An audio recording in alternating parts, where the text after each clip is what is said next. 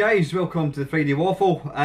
This is not live, obviously, you know it's not live, because it would say live in the title, and it doesn't. I'm actually recording this on Thursday, and hopefully by the time you're watching this I will be in Glasgow on a night out. So yeah, I'm in Glasgow at the moment, and I had to leave quite early, so I thought I'd better do the Friday Waffle before I went out, so I'm doing it on the Thursday. Expo, week-wise, it's been busy. I don't mind admitting the job at the moment is a bit naff, and I think I really need to think twice about what I want to do. You know, when a job gets to a point where it's sort of starting to you're kind of dreading Monday morning, that's when you think it's maybe time for a change. So I don't know, we'll see what happens. Yeah, I meant to say thanks for everyone that joined in to the live waffle last week with myself and Dave. It was an absolute hoot, it really was. Dave is he's an ace guy, and he's just got I mean, people say to me that I'm quite natural in front of camera, and I think I probably am, but I think Dave takes it a step further. He's just he's got an ability just to talk, you know. I mean, I was firing questions, well, I wasn't firing questions at him, you guys were, and a few of the questions that I was getting asked, I was like, bloody hell, I can't think anything to say, and Dave has just he's got an answer for everything. He's such a natural in front of camera. But yeah, it was really good fun. I think Dave enjoyed it as well, so hopefully it will be something that we will do again, maybe once a month, whatever. I don't know, I'll need to speak to Dave and see what he fancies doing. But I don't know why Dave doesn't do more live streams. Well, he told us why he doesn't do them. He's not got time, which is fair enough. I mean, you know, time is a big factor in YouTube. So I ain't got very much to talk about. I've got a few questions which I've been given this week. From a kind of gaming perspective, I was at the computer club last night. It's the first one that I've actually gone to I didn't go to the last two, just because I've got my daughter every second week, and yeah, the last couple of times the club night has fallen when I've got Ava, so I wasn't able to get along. Good fun, it's always good fun, although I must admit, I said that to the guys, it felt a wee bit kind of flat. I don't know why. I think we're maybe needing to do something. I mean, a few times we've had kind of like theme nights where you know, we just bring along handhelds or bring along original computers. I think part of what I'm getting a wee bit, and I'm guilty of it as well, where there's a lot of us have got retro Pis, you know, Raspberry Pis, handhelds. There's a lot of emulation going on as well. And I think, I mean, for example, last night, I don't know if you can see them, or you can see them, yeah, up there and up over there. I've got a number of handhelds, these little plug-in things. You've got the red and the yellow cable things. I took along them just because it was easy. I was going to take along my ColecoVision, but I couldn't get the damn thing tuned. The TV that I've got a portable telly, but I don't have a remote control for it, and so I wasn't able to tune it, which was a pain in the arse. I ended up taking these things along. But yeah, I think we're all getting a wee bit lazy. We're taking along a lot of emulation stuff, a lot of like Raspberry Pis, and to me that's kinda not the point of having a computer club. Some people would argue it's about playing games, and it is primarily playing games and just, you know, talking to other people. But the big appeal to me, certainly in the early days of the computer club, was it was an opportunity to get to use hardware that you maybe didn't own, you know, getting to play machines that you didn't actually have. And a lot of times getting to play a machine at the club was the sort of prompt that I needed to go out and get buy myself one. So yeah, that was last night. I've not been playing anything at all. I did start playing Sonic the Hedgehog on my, you can see it down there, my CRT TV. Started playing Sonic, couldn't get off the second level, kind of gave up. I need to seriously start thinking about getting rid of all the shite in that cupboard. Now I've done a kind of, not a games tour, I've done a tour of my the cupboard. Now I've got about, I must have about 12 big cases full of game stuff, video game stuff, all manner of stuff. I've got instruction manuals, I've got consoles, I've got duplicates of consoles, I've got duplicates of, I don't know how many Commodore 64s I've just got loads and loads of shite, and I really need to get rid of it. To be honest with you guys, I'm not stuck for money, but I've had to spend a fair bit in the house, including a few things that I didn't expect to have to pay for. So I'm thinking I really need to think about offloading stuff that I never ever play. It's all very well wanting to have a collection of, you know, computers and whatever. You know, oh look at, I've got this really rare computer. Who gives a shit? Seriously, who gives a shit? So I think I'm going to have to seriously think about offloading stuff. If I'm honest, I cannot be arsed going down the eBay route. I know eBay is probably the place where you're going to maximise the money. The problem with eBay is you get whingers. You get people that you can, with the best will in the world, you can give them a really detailed description of what you're selling, and then they'll whinge and they'll say it's not as good condition, or the box has got a little tear, or the instruction manual's got it's rubbed out or something. You get all these kind of whingers, and that puts me off. The other thing with eBay is you've got the fees. You might get, I don't know, you might get 20-30 quid more selling something on eBay, but then their fees are quite significant. So I don't know. And then the thing that I can't be arsed with eBay as well, you've got the whole packing thing. You've got to try and find a box, which I don't have. You know, ask me 6 months ago, or ask me 3 months ago, and I had loads of boxes. I don't have any boxes to send anything. I don't have any bubble wrap. Don't have any packing tape. So you've got all that shite. You got to pack it up and take it to the post office and send it. And so yeah, I don't think eBay is the way forward for me. What I may do, what I might do, is go into Gumtree. The good thing about Gumtree, at least you get somebody turning up at the house and they give you, you know, cash in hand. You don't have to pay any fees. Some people don't like selling in Gumtree because you're basically getting a stranger coming into your house, but that doesn't bother me, you know what I mean? It's never bothered me. I don't know, the other thing that I might think about doing, I don't know, is contacting like a shop, a dealer, somebody who buys bulk collections, because I've got so much stuff and it would take me forever to go through it. Whereas if I could say to the guy, look, make me an offer, what do you think for that box of stuff? 30 quid, 40 quid, whatever, I don't know. But aye, I need to seriously think about downsizing. I mean, there's nothing in here, this room, that I would get rid of. Everything in this room that I would definitely use. There's a lot of consoles that I would definitely use. I'm talking about stuff that I simply don't use. I mean, I've got 2 Vectrexes, and as I keep saying, I keep one as a spare. Do I really need a spare? Do I really use, I mean, there's my Vectrex here, do I really use it that often? If I'm honest, probably not.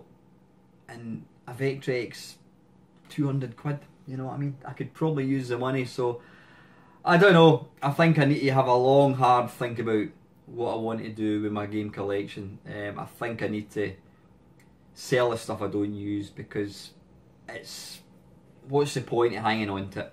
There's no point at all. So aye, anyway. Right, I'm gonna crack on with the questions because I don't want this to be such a long. I mean, you got your money's worth last week. I think it was 2 hours worth of waffle with myself and Dave. So, kicking things off down the rabbit hole, Kev. Hi Alan, some questions for your Friday.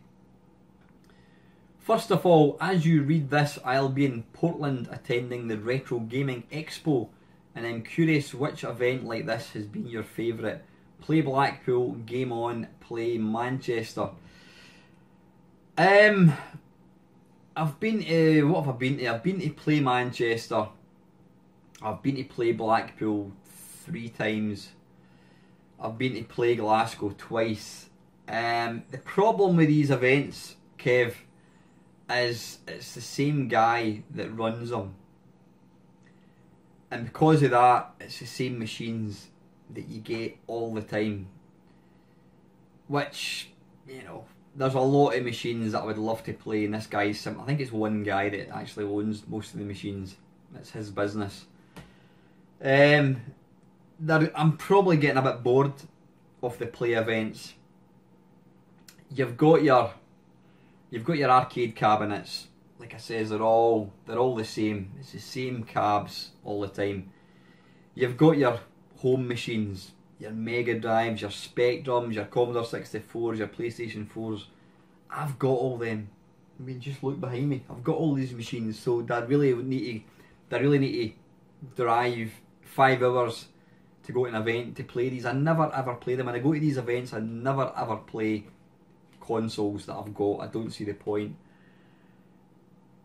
Then you've got the sort of the retail sellers bit. It's overpriced, and I can count in one hand the number of times I've actually bought anything. And it is expensive. You know, it's more expensive than eBay. Yeah, some people say, well, you've got to expect that because you're not going to pay for postage, and you're getting to see it firsthand. But as far as I'm concerned, it's overpriced. Maybe it's not overpriced. Maybe the market has gone to this point where things are more expensive. I mean, that's probably the case. I mean, I was lucky. I got most of my collection. I got some of it for free. I mean, a few guys gave me some machines. The majority of it I did buy, but I didn't pay over the odds for it. I bought it off friends, so I did get my collection for pretty good prices. Whereas, you know, now a Vectrex would cost you 200 quid. Even things like the Spectrum and Commodore 64 seem to be going for better money or bigger money now. So I don't know, but yeah, getting back on track, Kev. The reason I go to these events now is basically to meet my friends.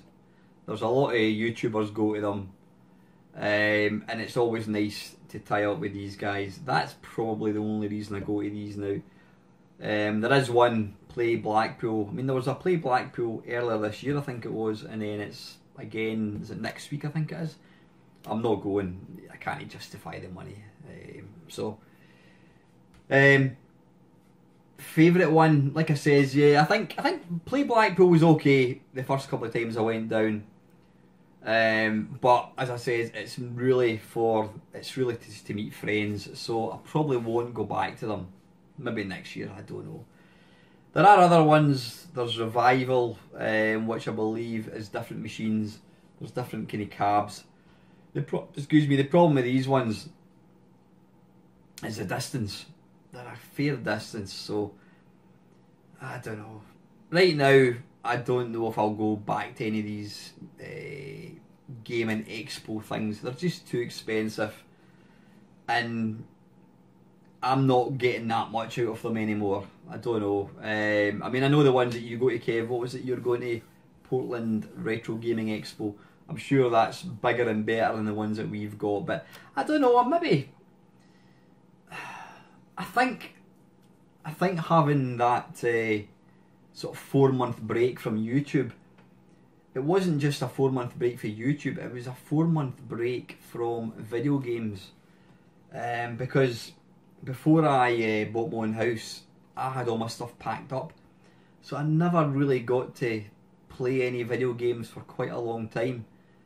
And then when you add in the fact that I didn't have a YouTube channel, I think possibly my enthusiasm for the whole hobby has waned very, very slightly. Don't get me wrong, I still adore doing YouTube. I mean, I do. I mean, that's why I'm maybe doing more live streams.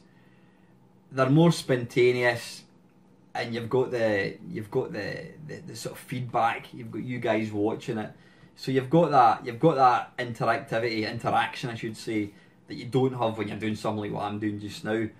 But I have been struggling a wee bit on the making video side of things. I mean, I keep thinking I need to get more videos out. I mean, I did 3 or 4 a couple of weeks ago, and I think I've got 1 left. I'll need to get some more done over the weekend.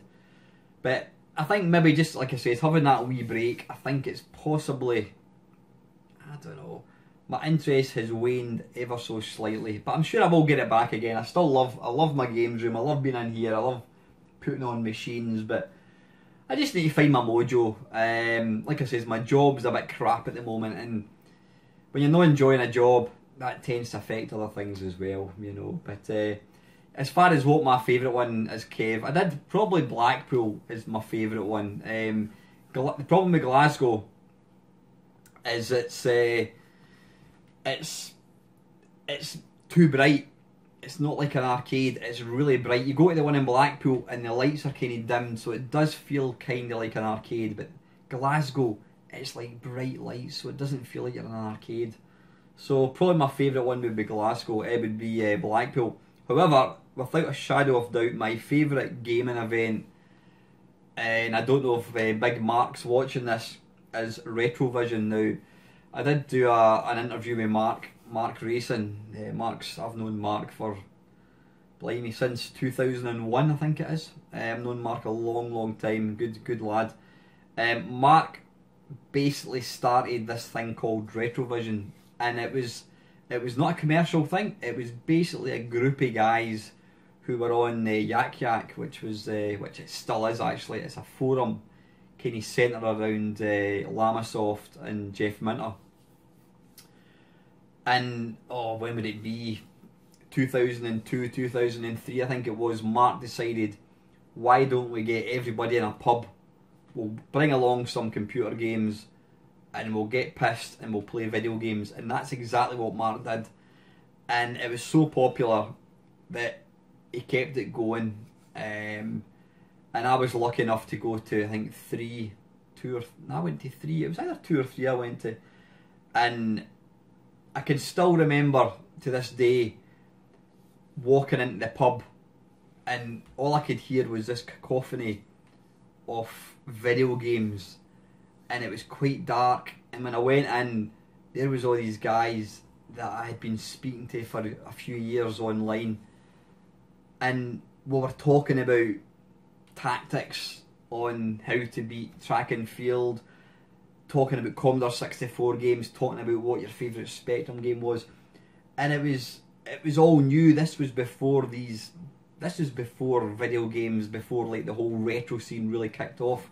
I'm not saying that we were the pioneers, but we were into this in 1998, 1999. It was long before this thing really took off, and Retrovision was just an incredible experience. One of my favourite experiences of all time. It really was walking into this pub. This is the noise, the sound effects of everything, plus all these people that I'd spoke to online, and here I was actually talking to them in real life. I got to meet Jeff Minter as well. So the Retrovision events to me will always be the best events. Sadly, Mark doesn't do them anymore. I know he's kind of talking about maybe getting back into it again, but the problem with them is they're all commercial. Mark did it as a labour of love. He charged money. Basically, he charged you the cost price, and then if there was any money left over, it would go to charity. Mark is talking about maybe bringing one back again. I don't know, but if Mark did do it, then I'd probably go to that one. But what I'll do is I'll stick a wee link to the interview I had with Mark. It was last year, I think it was. It might have been the year before actually, but I'll put a wee link above to the interview with Mark. Watch it, it's actually quite entertaining. Mark's a good lad. Right, that was question number 1 from Kev. Secondly, this might sound random, but is there a specific day you game mostly on? I assume Saturdays. Not at all, Kev. Not at all. Nah, generally my weekends I try and keep busy. I like to be out. I'm not a, as much as I love computer games, I'm not one to sit and play. You'd never get me putting hours and hours into a video game. The weekend for me is when I can get out, especially now that that winter's on its way. It's dark from like 6 o'clock at night. So I can't get out during the week, so the weekend is when I go out. Don't get me wrong, if I'm sitting in, I mean, generally, if I'm going to play video games, it will be at night time. I mean, I might put a video game on after I finish this video, I don't know, but nah, I don't have any specific day, I must admit, Kev. Even when I was back home, you know, before I got my own place, there was never a particular day that I would game. Thirdly, I was reminded recently of where I was in 1988, and I was curious what you were doing that year, what games you played the most, and how life was treating you. That's actually quite an interesting topic, Kev. It's funny how now, I mean, when we're in 2018, if you asked me what I was doing in 2010, I probably wouldn't be able to tell you. Well, I ran my first marathon. There's always wee things that you remember, but in the main, it was just another day, another year. You can't remember very much. But it's funny how when I was a teenager, especially in the 80s, I can specifically remember lots of things that I'd done in particular years. I don't know what it was, but time definitely did seem to it seemed to go slower than it does now. Now years just fly in, you know. I'm 51, in fact I'm 51 today. Well, technically I'm 51 tomorrow, because this is only Thursday, but by the time you watch this I will be 51 years old. Actually, I was swimming tonight, and the wee guy that was kind of, what do you call it, the wee guy that was kind of the lifeguard, I was talking to him and I was telling him it was my birthday, and he said, "Oh, what age are you?" I said, 51. He went, "Christ," because I didn't think you were that old. He says, "You don't look it." I'm like, "Thanks very much." So that was quite nice. Every compliment you get less and less when you get to a certain age. So that was really nice of him. What was I talking about? Birthdays. Yeah, it's my birthday tomorrow. I can't remember. Going back to how when you're younger you can remember anything. 1988. I was actually working on a nuclear base. I shit you not. I was working on at the Faz Lane, which is through in the west coast of Glasgow, and it's a nuclear submarine base. I was working there. I used to get up about 5 o'clock in the morning.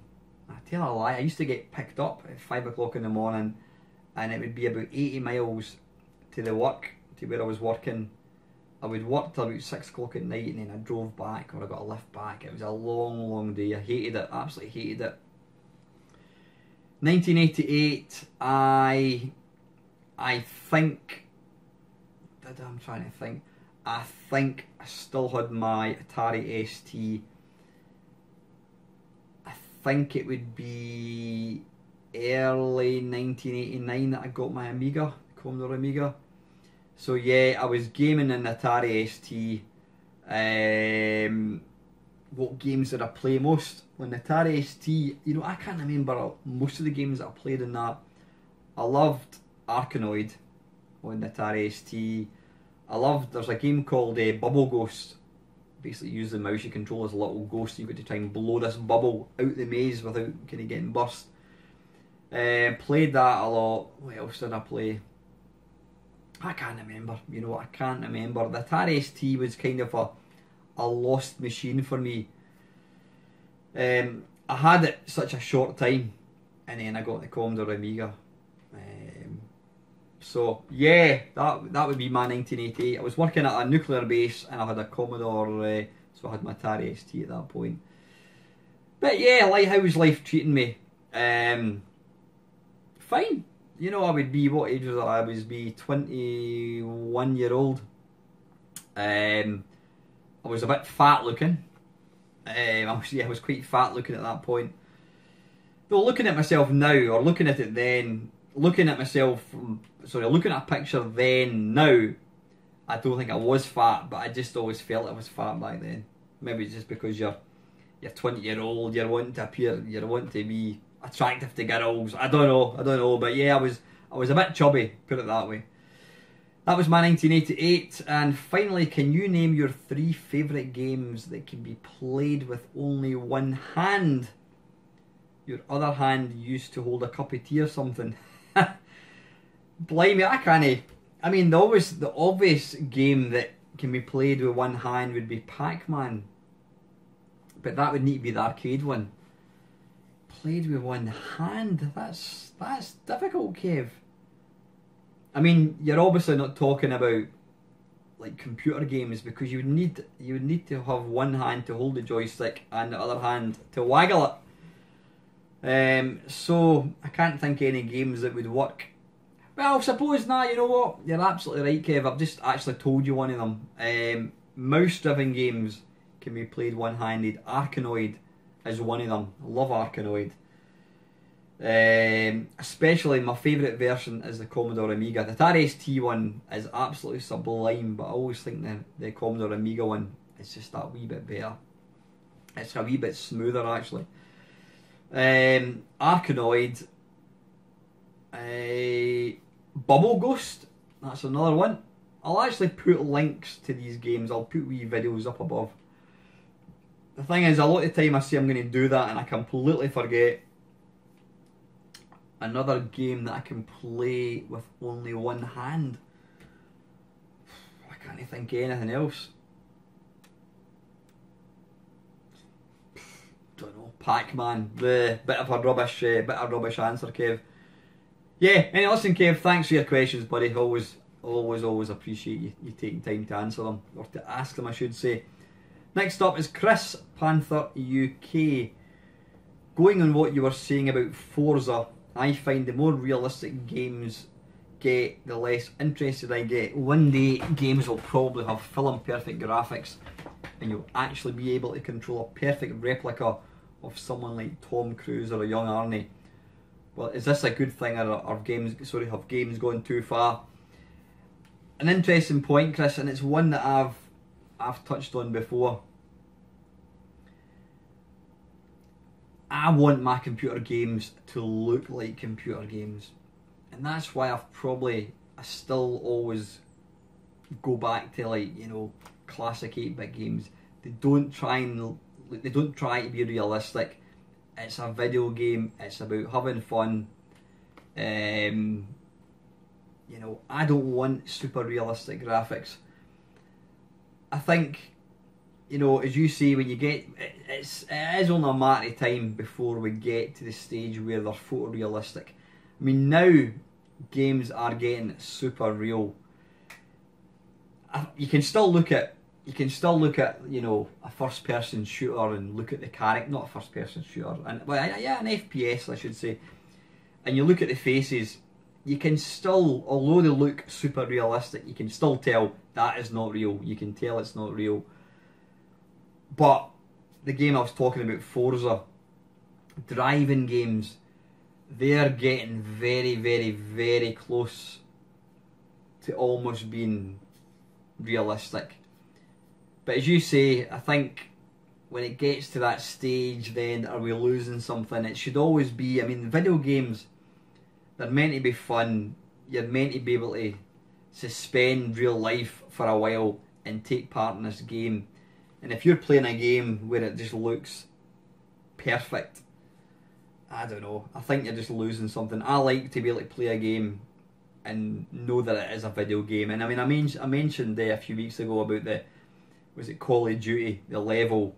There's a level, it's got a famous level where you're in an airport and you're undercover and you've basically got to shoot people. You're shooting, I don't know if you shoot kids. There is actually an option to skip past it, and I did skip past it. Because apparently you've got to shoot women and all that kind of thing. And can you imagine playing a game where it was like super realistic, where you couldn't tell the difference between that and real life? Then I think there's something slightly strange if you enjoy shooting people even though you know it's a game. When I play a game right now and I shoot things, I can tell it's a video game. It doesn't look real. But you get to a stage where they look real, and you're getting pleasure out of shooting somebody, even though you know it's not real. I don't know. I just think that doesn't really sit comfortable with me. So no, I think personally, Chris, I would much rather games remain looking like computer games. You know, if we go down the super realistic route, I don't know, it stops kind of becoming a game. But anyway, listen, Chris, thanks for your question, buddy. And last one, Mr. Batman, where do you see your retro collection in 10 years? Will you be expanding or will you be downsizing? Do you feel we'll ever look back? Do you feel we will ever look back nostalgically at this current generation of consoles, or will nostalgia itself be a thing in the past? Well, that's two questions. I've kind of touched on it at the beginning of this video, but in 10 years' time, I'll be 60 years old. I honestly think in 10 years' time I won't have anything. I think I'll have probably sold most of my stuff. I mean, chances are the stuff that I've got probably won't work. You know, is it going to work in another 10 years' time? The problem I've got is I can't fix anything, so when stuff starts to fail, I'll probably get rid of it. As I've mentioned, there is nothing else computer gaming wise that I really want to buy. I will still buy the new consoles. I mean, the PS Mini, not the PS Mini, the PlayStation Mini. Chances are I'll buy one of them. I quite fancy getting the. It was Chris has been telling me about the Commodore 64 Mini. I may get myself one of them because apparently you can add newer games and it looks good. But old sort of system wise, I don't think there's anything. There's nothing really that I want. I don't want to buy anything else. I mean, when I moved into this house, it just opened my eyes how much stuff I've got. It's ridiculous. It's absolutely ridiculous how much stuff I've got, and I want to get rid of it. I want to get my cupboard back. Having stuff sitting in a cupboard that is worth money is silly. So yeah, I won't be buying anything else. I might buy the occasional thing back, but you know, I'm wanting to downsize my collection, not increase it. And as far as 10 years, it's hard to say. If somebody told me 10 years ago, will you still be playing games when you're 50? I'd have probably said, still doing it, you know. I mean, as long as I'm enjoying it, as long as I'm enjoying playing games, as long as I can still got two hands to hold the joystick, then I probably will still be playing them. But I am definitely looking to kind of downsize my collection, but so I think you'll find if I'm still doing YouTube videos in 10 years time, which is, I don't know, who can tell. I've been doing it for 5 years, which is pretty mental. I think you'll find that the collection I've got in 10 years time will be really different to what I've got now. So anyway, yeah, and the second part of the question, do you think we'll look back with nostalgia at this current generation of consoles, or will nostalgia itself be a thing in the past?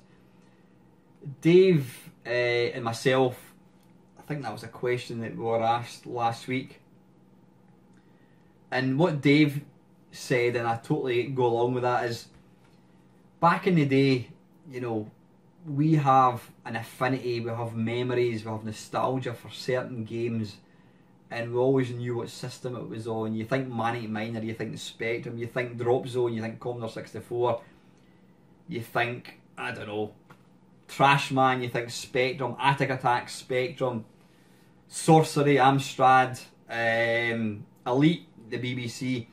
So every game that you think of, you generally think of a system that you played it on.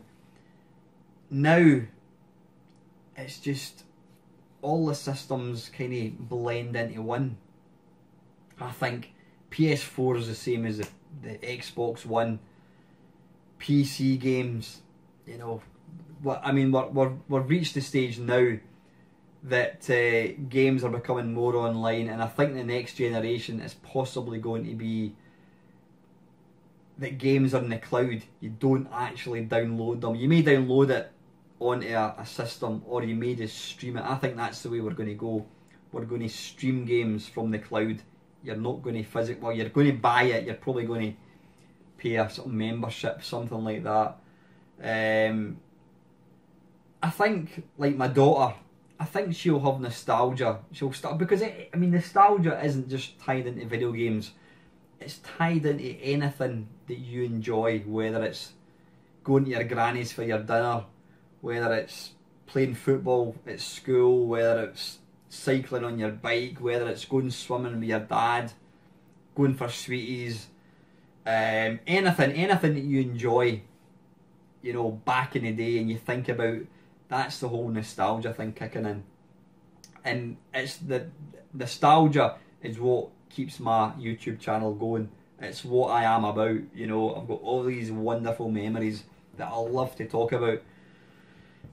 And I think my daughter, you know, she's 14, she plays Fortnite, she plays Overwatch. I think when she's 20, she'll look back and say, oh, I remember I used to play Fortnite and I loved this. I mean, I hear her talking to her pals about The Sims. I used to play The Sims 3, and so already she's got nostalgia for games that she played. And I think that will continue, but what I don't think you'll get is she'll not have any affinity as to what system it was on. I think she'll talk about a game and just the game. I don't think she'll say, oh, I remember playing that on the PlayStation 4, or because, well, Fortnite, she's got it on her PC, she's got it on the PlayStation 4, she's got it on the Switch. So, you know what I mean? All the systems blend in. To me, it looks identical on every system. So, yeah, I think there will be nostalgia, but I don't think it will be for the system. I think it will be purely for the game itself. Who knows? We shall see. So, anyway, listen, guys, I think this phone is going to run out of batteries, so I'm going to draw this waffle to a close. Yeah, listen, please continue to put the questions down. I will be talking to Dave probably in the next week or so. We're going to get another, hopefully get another live waffle with Dave joining in, because that was good fun. Thanks again to everybody that continues to support the channel. Welcome to all the new subscribers. I mean, my subscriber numbers are still going up, which is fantastic. I do hope you enjoy the channel. I do try and put out 2 or 3 new videos a week. I think that's quite important. Apologies, by the way, about the lack of replying to comments. Now, that's annoying me, because I've always prided myself on replying to comments. Again, going back to just the way I've been feeling about everything, I've kind of not had the same passion to do things, and maybe, although technically I've got more time, I've kind of got other things I want to do in my time. So apologies about not replying to all the comments like I normally do. I do appreciate them, and I absolutely, you can take me, trust me in this, I read every single comment that comes in, and I will try and get back to responding to them all, because I always think it's the very least, if you can take time to make a comment on my video, which means you've watched it, then surely to God I can take time to reply to it. I think it's only manners. So anyway, listen guys, I'm going to get going. Hope you have an ace weekend, and as always, thank you very, very much for watching.